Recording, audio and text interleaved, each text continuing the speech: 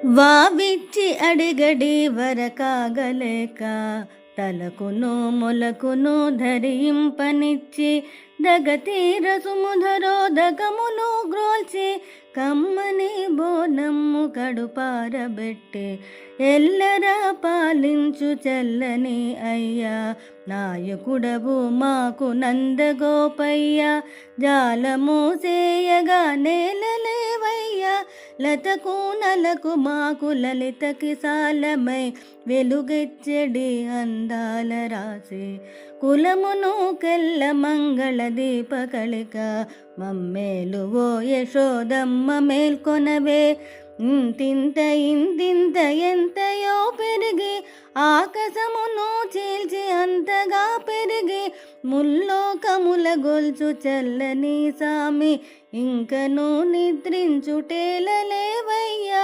బాలారుణద్యుతుల్ బలయించు మేల్మి గండ పెండేరమూడాకాల వెల్గొందు పరమోజ్వలండవో బలరామమూర్తి తమ్మును తలేచి మమ్మేలగదవే మననోము జగతికి మంగళప్రదము మననోము జగతికి మంగళప్రదము.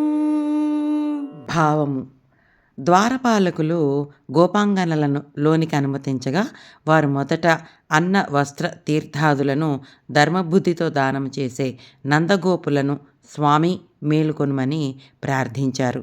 తర్వాత ప్రబలి తీగ వంటి స్త్రీలకందరకును తీగవలే ముఖ్యమైన దాన గొల్లకొలమునకు మంగళదీపం వంటి దాన మాకును స్వామివైన ఓ యశోదమ్మ లేమ్మ అని వేడుకొనిరి. ఆకాశమంతా ఎత్తుకెదిగి సమస్త లోకాలను కొలిచి దేవతలకే రాజైన ఓ కృష్ణ నిద్ర చాలునయ్యా మేల్కో అని ప్రార్థించిరి.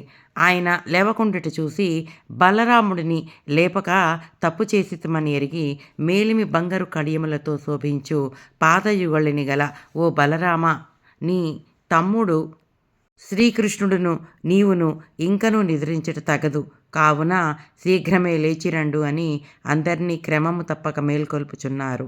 వారి కృపను వేడుచున్నారు. గోపికలు ఆండాళ్ళతో కలిసి